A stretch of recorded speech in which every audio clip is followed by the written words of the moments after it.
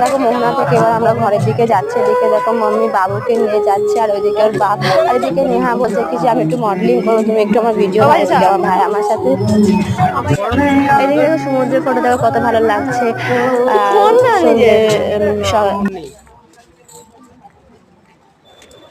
নিয়া তোর দোকান এখানে আজকে বন্ধ করে রেখেছি দোকানগুলো।